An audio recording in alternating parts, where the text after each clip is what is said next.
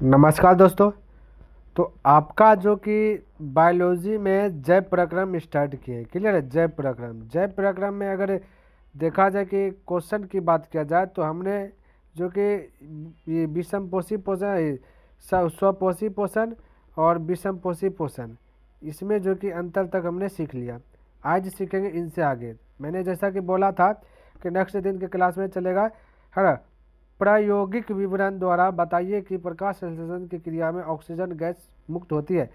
यानी कि आज जो सीखेंगे ये जानेंगे किस प्रकार से एक्सपेरिमेंट किया जाता है, तो ऑक्सीजन गैस कैसे मुक्त होती है। प्रकाश संश्लेषण की क्रिया जब होती है, जब पेड़ पौधा अपना भोजन बनाते हैं, तब जो है कि ऑक्सीजन गैस कैसे बाहर निकलती है, ये चीज़ हम जो कि जानेंगे। तो सबसे पहला कंडीशन क्या है, देखिए जैसे जैसे मैं बोलूँगा, जैसे जैसे यहाँ पे लिखा हुआ वैसे वैसे आपको करना है। क्लियर है। देखिए उत्तर में लिखना पहले प्रयोग, प्रयोग लिख देना है। और प्रयोग लिखने के बाद सबसे पहला क्या, ये वाला फिगर समझिए। ये फिगर समझ गए तो सब बना लीजिएगा। देखिए ये फिगर आपको एक बीकर का जो है कि फिगर आपको ड्रा कर लेना है। इस प्रकार से बीकर का फिगर बना लेना है।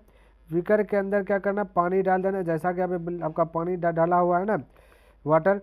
उसके बाद यहाँ पे हाइड्रिला का पौधा लगा लेना है। किसका पौधा, हाइड्रिला का पौधा लगा लेना। हाइड्रिला का पौधा लग जाएगा तो उसको कीप से ढक देना है। जैसे कि यहाँ पे ये कीप हो गया, ये आपका कीप हो गया, और इसको ढक लेना है। इसके ऊपर क्या करना है ना, ये देखिए, ये देखिए प्रकनली उल्टा देना, पानी भर करके ऐसे इस हिसाब से उल्टाना है ना, ताकि पानी बाहर ना निकले। जैसे ये सब पानी है, ये जो लाल लाल के है ना, ये सब पानी है प्रकनली के अंदर। क्लियर है।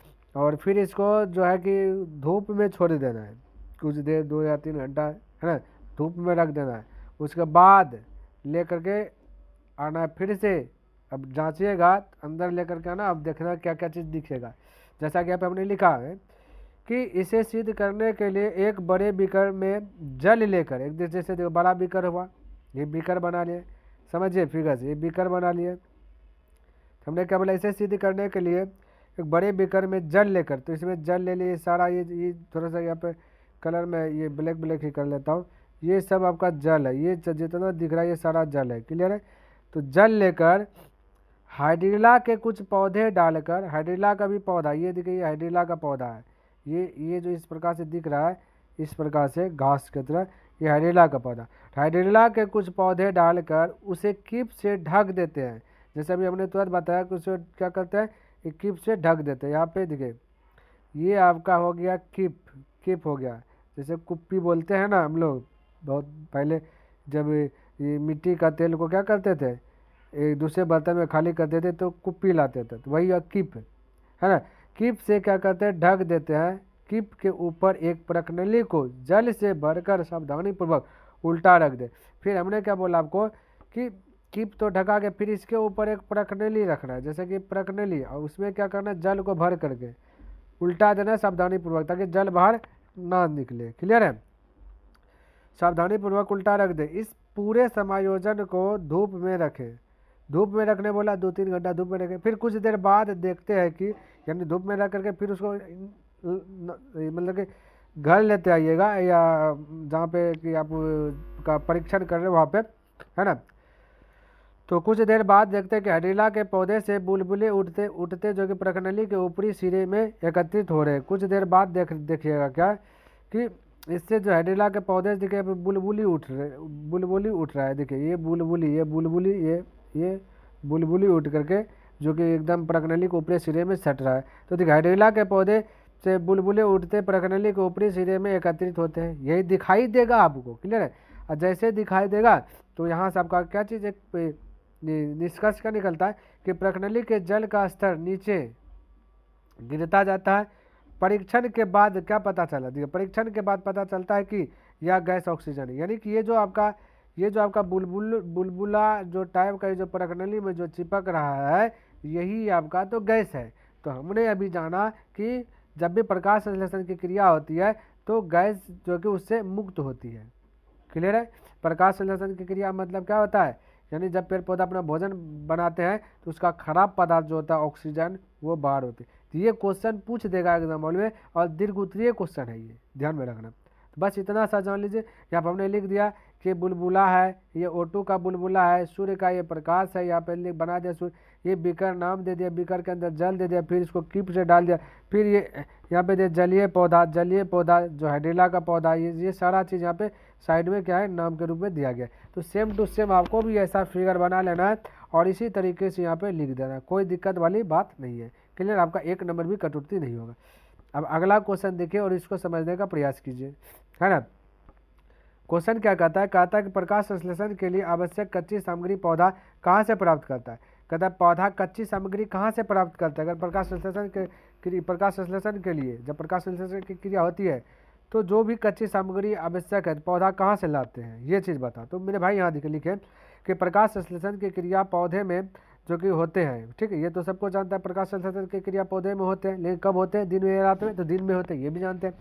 इसके लिए कच्ची सामग्री, पौधा के लिए कच्ची सामग्री क्या है, जल है, खनिज लवण है जो मिट्टी के अंदर से निकलता है, ठीक है, फिर कार्बन डाइऑक्साइड जो कि वातावरण में रहता है और जिसको CO2 बोलेंगे, और क्लोरोफिल पत्ताओं के अंदर रहता है, उसी के कारण पेड़ पौधा पत्ता का रंग हरा होता है ना।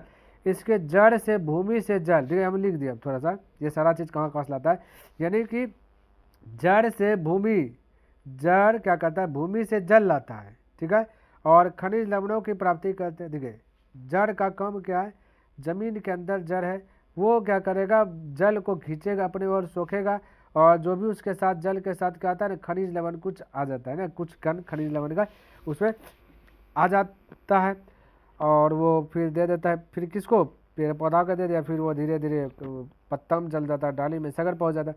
और वायु से कार्बन डाइऑक्साइड, वायु में जो आपका कार्बन डाइऑक्साइड है ना, जैसे हम लोग छोड़ते हैं तो वो कार्बन डाइऑक्साइड प्राप्त करते हैं, तो वायु से कार्बन डाइऑक्साइड प्राप्त करते हैं, ऑब्जेक्टिव भी पूछेगा। और पत्तियां सूर्य के प्रकाश का उपयोग प्रकाश संश्लेषण में करती है। पत्तियां का काम क्या है, सूर्य का प्रकाश को खींच लेना, सूर्य का प्रकाश को खींच लेना पत्ती का काम है। क्लियर हो गया, कंप्लीट काम। फिर से देखिए, प्रकाश संश्लेषण के लिए कच्ची सामग्री जल हो गया, खनिज लवण हो गया, कार्बन डाइऑक्साइड हो गया, क्लोरोफिल हो गया। जल कौन लाता है, जल लाता है, भूमि से लाता है ना, और जल के साथ खनिज लवण भी हो जाता है, अल्लाह लेता है। फिर कार्बन डाइऑक्साइड कहाँ से आता है, वातावरण से, वायु के वातावरण से, है ना। बस इतना सा चीज़ तो बोलना है, और तो कुछ है ना, पत्ती सूर्य का प्रकाश का उपयोग करता है ना, बस खत्म। नेक्स्ट देखिए 4 नंबर क्वेश्चन जो है कि आपके लिए मोस्ट इम्पोर्टेंट है, क्योंकि एग्जाम में पूछा जाता है और बहुत बार ये क्वेश्चन जो है कि पूछ दिया गया है, इसलिए इसको अच्छी प्रकार से समझने का प्रयास कीजिए। क्या कहता है, देखिए ये दीर्घोत्तरीय क्वेश्चन पूछा जाता है, कहता है प्रकाश संश्लेषण के लिए प्रकाश आवश्यक है। हाँ आवश्यक तो है, लेकिन कहता है सिद्ध कीजिए, अथवा पूछ देगा पौधों में प्रकाश संश्लेषण की क्रिया को सचित्र दर्शाइए, यानी चित्र सहित इसको दर्शाइए।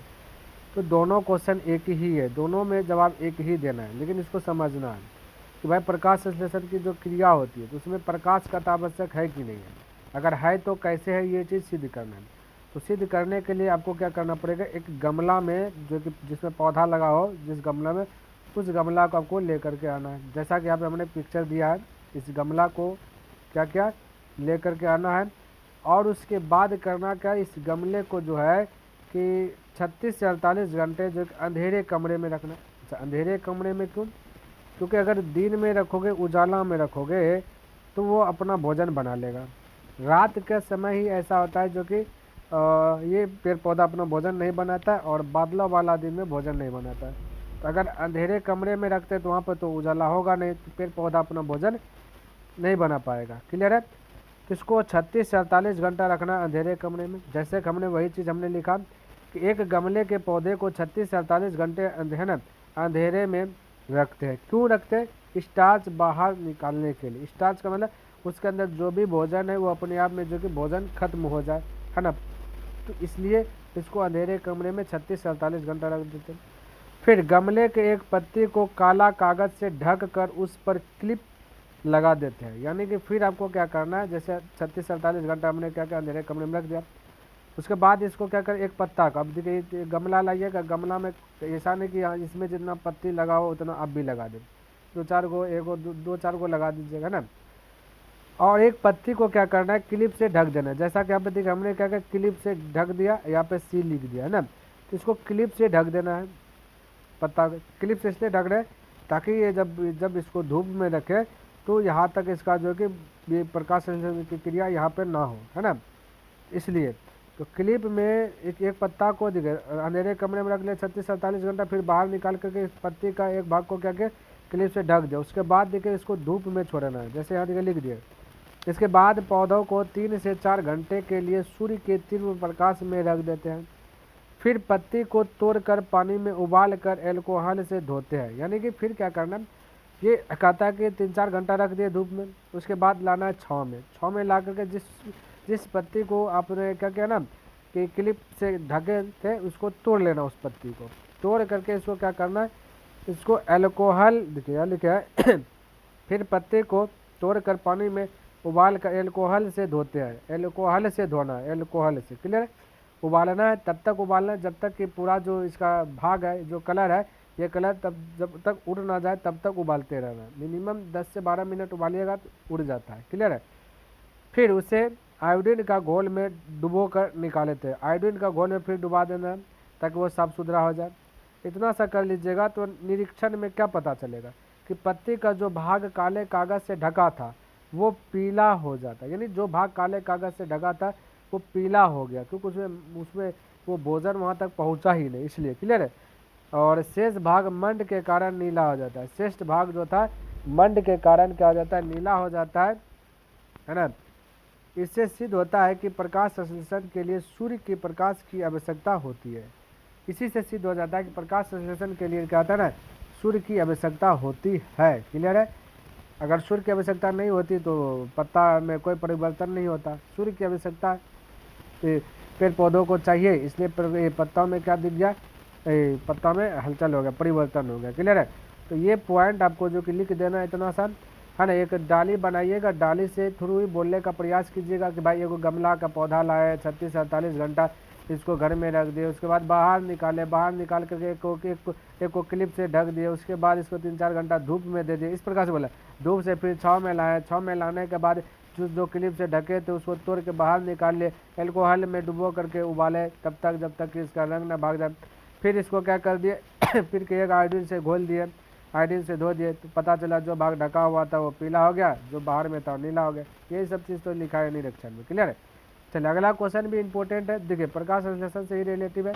अगला क्वेश्चन में कहता है कि प्रयोग द्वारा सिद्ध कीजिए कि प्रकाश संश्लेषण के लिए CO2 आवश्यक है, यानी कि कार्बन डाइऑक्साइड आवश्यक है। हालांकि आवश्यक तो है, लेकिन है कैसे ये चेक करना है। तो फिर से यहाँ पे वही लिखे है कि एक पेड़ का पौधा लेना है, ठीक है, एक गमला लेना है, गमला में जो भी पौधा लगा हो उसका एक पत्ती को क्या करना है कि कोई डब्बा में, जैसे यहाँ व्यायाम दिए हैं है ना, वैसा डब्बा जो अंदर का भाग दिखे, तो डब्बा में क्या करना, आधा भाग को डाल देना है, उसको एकदम अच्छा से ग्रीस लगा देना ताकि अंदर में कोई हवा तवा ना जाए।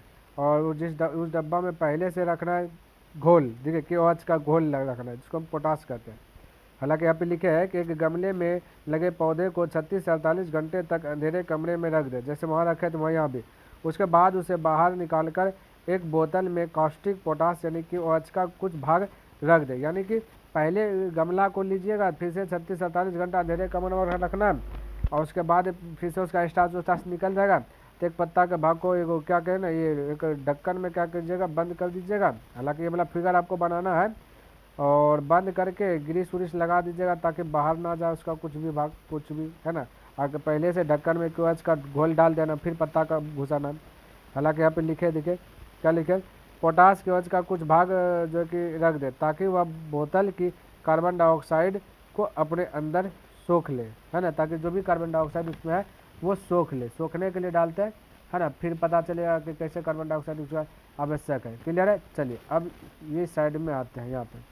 अब देखिए, फिर कॉर्क की सहायता से एक हरी पत्ती के आधे हिस्से को बोतल के अंदर घुसा दे। अब इसे 4 से 6 घंटे धूप में रख दे। यानी कि फिर कॉर्क की सहायता से, देखिए यहाँ पे घुसाया ना, ये देखिए कॉर्क की सहायता से इसको आधा डाल दिए, फिर से 3-4 घंटा क्या करना, 3-4 घंटा रख देना धूप में। उसके बाद फिर से लाना, फिर इसका निरीक्षण करना क्या दिखाई दिया। यहाँ पे वही चीज़ यहाँ लिखा गया है ना, कि भाई जब इतना सा काम किया, अब उसे पानी में रख कर जो उबालते हैं, पानी में उबालते हैं, तब तक उबालना जब तक पत्ती का रंग न हट जाए, तब तक उबालते हैं जब तक कि उस पत्ती का रंग पीला या फिर रंगहीन ना हो जाए, पीला या फिर रंगहीन कोई कलर ना हो। फिर एल्कोहल से धोकर उसे आयोडीन की घोल में डुबो कर निकालते हैं। एल्कोहल से धोते हैं और फिर आयोडीन को घोल में डुबो कर निकालते हैं तो पता चलता है क्या चीज़। अब देखिए क्या पता चल रहा है, ये यहाँ पे ये चीज़ स्पष्ट होगा कि पता क्या चल रहा है कि पत्ती का जो भाग बोतल के बाहर में था वह नीला हो गया और जो अंदर में था वह हल्का पीला हो गया, यही निरीक्षण। इसी से पता चल गया वह कार्बन डाइऑक्साइड चाहिए। तो याद रखिएगा परिणाम दिए कि इससे यह सिद्ध हो जाता है कि प्रकाश संश्लेषण प्रक्रिया के लिए कार्बन डाइऑक्साइड गैस की आवश्यक है। क्लियर है, गैस की क्या है, आवश्यक है। इस प्रकार से आपको लिख देना है, इतना सा अपने हिसाब से एक बार पेपर के तरफ पढ़ देना, फिर जहाँ मन से तोड़ भाग कर लिख देना, आपका आंसर करेक्ट हो जाएगा, है ना। चलिए अगला क्वेश्चन देख के समझिए। कहता है पौधों में गैसों का आदान प्रदान कैसे होता है। ये भी मोस्ट इंपॉर्टेंट क्वेश्चन, ये भी क्वेश्चन बहुत बार पूछा गया है। तो पौधों में आप सीखेंगे गैसों का आदान प्रदान कैसे होता है ना। तो देखिए पौधों में गैसों का आदान प्रदान रंध्र के द्वारा होता है, यानी कि पौधा में रंध्र क्या है, रंध्र मतलब होता है ना पत्ती, क्या चीज़, पत्ती वाला जो पार्ट्स होता है ना, पत्ती वाला पार्ट्स, है ना। तो इसी में क्या होता है, छोटे छोटे छिद्र होता है। क्लियर है, पत्ती में छोटे छोटे छिद्र पाया जाता है और वही छिद्र में गैसों का आदान प्रदान होता है। ध्यान रखना, इसे विसरण क्रिया भी कहते हैं, विसरण क्रिया कहते हैं, है ना, विसरण क्रिया इसे कहते हैं। और रंध्र पत्तियों पर सूक्ष्म सूक्ष्म छिद्र के रूप में पाए जाते हैं। लिख दे, पत्ती में छोटे छोटे छिद्र पाए जाते हैं, वहीं पे वो उसे सूक्ष्म सूक्ष्म छिद्र के रूप में पाए जाते हैं रंध्र। और अंग्रेजी में रंध्र को स्टोमाटा कहते हैं। ध्यान में, स्टोमाटा भी कहते हैं। कार्बन डाइऑक्साइड और ऑक्सीजन का आदान प्रदान भी विसरण क्रिया द्वारा होता है। यानी कि देखो हमसे क्वेश्चन पूछा गैसों का आदान प्रदान किसके द्वारा होता है। गैसों का आदान प्रदान जो होता है वो रंध्र के द्वारा होता है। किसके द्वारा, रंध्र कहाँ पाया जाता है, पत्ती पर जो छोटे छोटे सूक्ष्म सूक्ष्म छिद्र पाया जाता है उसी में, वहीं पर रंध्र पाया जाता है। और रंध्र को इंग्लिश में स्टोमाटा कहते हैं, बहुत ध्यान में रखना। उसी जो स्टोमाटा कहते हैं ना, तो वहीं पर कार्बन डाइऑक्साइड और ऑक्सीजन गैस का आदान प्रदान होता है। तो सिंपल सा जवाब है ना। तो ऐसा ही क्वेश्चन यहाँ पे लेकर के आऊँ जो कि आपका क्वेश्चन भी इजी हो, आंसर भी इजी हो और एग्जाम में भी पूछे, इस कैटेगरी का क्वेश्चन यहाँ पे मैं उठाया हूँ। नेक्स्ट क्वेश्चन कहता है पादप में भोजन का हस्तांतरण कैसे होता है। यानी कि पादप में, पेड़ पौधा में भोजन कैसे एक स्थान से दूसरे स्थान जाता है, ये जाना। तो पादपों में भोजन जो कि प्रकाश संश्लेषण की उपस्थिति में पत्तियां बनाती है। सबसे पहले ये जान लीजिए कि पेड़ पौधा में जो भोजन जो बनता है तो प्रकाश संश्लेषण की उपस्थिति होता है और बनाने का काम करती है पत्ती, या भोजन को बनाकर फ्लोएम को दे देते। देखो फ्लोएम को देते, पेड़ पौधा में एक है फ्लोएम, ठीक है, फ्लोएम को दे देते। आइए उसे लेकर पादपों के हर एक हिस्से तक पहुंचा दे। फ्लोएम क्या करता है, जो भी भोजन बना वो हर ये फ्लोएम को, देखिए सबसे पत्ती दिया फ्लोएम को भोजन, और फ्लोएम उसे लेकर के पूरे भाग तक पहुंचा देते हैं। इस प्रकार से हम कह सकते हैं कि पादपों में भोजन का हस्तांतरण फ्लोएम के द्वारा होता है। यानी पादपों में जो भोजन का हस्तांतरण होता है एक दूसरे स्थान तक भेजने का काम जो करता है वो फ्लोएम करते हैं। ठीक है, क्या कहते हैं, फ्लोएम। पत्ती क्या करता है, भोजन बना करके यहाँ पे फ्लोएम रहता है, इसको देता है, इस सारे शब्द को जो कि पहुँचा देता है, क्योंकि एक सब एक दूसरे पर निर्भर है। अगर पत्ती भोजन नहीं बनाता है तो फ्लोएम भोजन से अगर पहुँचाएगा नहीं, जब भोजन सब फ्लोएम नहीं पहुँचाता है तो एक दूसरे का क्षति होना स्टार्ट हो जाएगा। क्लियर है, चलिए तो ये थोड़ा सा ध्यान में रखना है। अगला, ठीक है, इसका निर्माण जो है, हट जा भाई, इसका निर्माण 4 प्रकार की कोशिकाओं से, यानी फ्लोएम का निर्माण 4 प्रकार की कोशिका से। पहला है चालनी नलिकाएं, दूसरा है सहकोशिकाएं, तीसरा फ्लोएम मृदोतक, चौथा है फ्लोएम तंतु। क्लियर है। अब देखिए इससे ऑब्जेक्टिव कैसे बन रहा है समझिए। कहता है पौधों में रसारोहण होता है। पौधों में रसारोहण किसके द्वारा होता है, पौधों में रसारोहण यानी एक स्थान से दूसरे स्थान रस मतलब भोजन जाता है तो फ्लोएम के द्वारा। फिर कहेगा फ्लोएम उत्तकों द्वारा कार्बोहाइड्रेट का परिवहन होता है। फ्लोएम कहता है उत्तकों द्वारा कार्बोहाइड्रेट का परिवहन होगा, हाँ, तो है ना, सुक्रोज के रूप में फ्लोएम उत्तकों द्वारा कार्बोहाइड्रेट का परिवहन होता है, किसके, सुक्रोज के रूप में। फिर कहता है फ्लोएम का निर्माण कितने कोशिकाओं से हुआ है, 4। फिर कहता है फ्लोएम किस में पाया जाता है, फ्लोएम पौधा में पाया जाता है। याद रखना, फ्लोएम किस में पाया जाता है, पौधा में। फिर क्या क्वेश्चन कहता है चालनी नलिकाएं किस में पाया जाता है, तो फ्लोएम में। चालनी नलिका फ्लोएम में, अभी तो बता फ्लोएम का 4 भाग, जिनमें से एक था चालनी नलिका। कहता है पादप में फ्लोएम संवाहक होता है, तो भोजन में। पादप में फ्लोएम संवाहक होता है किसके लिए, भोजन के लिए। तो यहाँ पे इस प्रकार से बोल सकते हैं। अगला क्वेश्चन में पेड़ पौधा से ही है, देखिए क्वेश्चन क्या दिया है। कहता है पादप में जल और खनिज लवणों का वहन कैसे होता है, यानी जल और खनिज लवण का वहन करना। तो पादपों में जल और खनिज लवणों का जो कि परिवहन होता है, प्राप्ति जड़ मिट्टी से करते हैं। ये पादपों में जल और खनिज लवणों का जो प्राप्ति होता है वो जड़ करता है। तो शुरू में भी हमने बताया था पिछले क्लास में, है ना, ये तो आपका पार्ट 2 है, तो पार्ट 1 में भी बताए थे शायद, है ना। तो और फिर यह जल और खनिज लवणों को अपने अंदर जो कि सोख कर जाइलम को दे देते। ठीक है, पादपों में जो जल का जो परिवहन करता है तो वो तो जाइलम करता है, जैसे फ्लोएम, जैसे आपका भोजन का संवहन ऐप से फूड होता है, ऐप से फ्लोएम होता है, इसीलिए जो से जल होता है, जो से जाइलम होता है। याद करने का ट्रिक हालांकि, और यहाँ पे जल हालांकि जड़ ने सोखा जल, मिट्टी के अंदर से जड़ ने जल को सोख करके रखता है, फिर वहाँ सटले रहता है जाइलम। तो जड़ कहता है भाई हम तो अगर जा नहीं पाएंगे, जड़ जाएगा पत्ता के पास नहीं है ना, तो जड़ कहता हम तो सगर हर जगह जा नहीं पाएंगे, तो ऐसा करो जाइलम तुम जो है कि सबको पहुँचाया जल को, नहीं है ना। तो जाइलम अगर कहेगा कि हम नहीं जाएंगे, सपोर्टेटिव बोला हम नहीं जाएंगे पहुँचने, तो जाइलम का भी मृत्यु हो जाएगा वहाँ पे, और जड़ का भी मृत्यु हो जाएगा। तो इसलिए जाइलम को भी डर रहता है कि अगर हम जल से अगर नहीं पहुँचाएंगे तो मेरा मृत्यु हो जाएगा, और जब इसका मृत्यु होगा तो जड़ का भी मृत्यु होगा। इसलिए सब एक दूसरे पे लगल हुआ है और सब काम करता है एकदम अच्छा से। क्लियर है? अगर कोई भी डगमगाता है तो सब डगमगा जाता है एक साथ। तो फिर जाइलम इसे लेकर पौधों के हर एक हिस्से तक पहुंचा देते हैं। इस प्रकार से हम कह सकते हैं कि पादपों है ना, पादपों में जल और खनिज लवणों का जो परिवहन होता है वो जाइलम के द्वारा होता है। इससे हम हिंदी में दारू भी कहते हैं। ठीक है, जाइलम को दारू भी कहते हैं हिंदी में, जाइलम को हिंदी में क्या कहते हैं, दारू भी कहते हैं। इसमें हम हिंदी इसके जाइलम को दारू कहते हैं। फिर इसका निर्माण इसका भी 4 कोशिकाओं से हुआ है।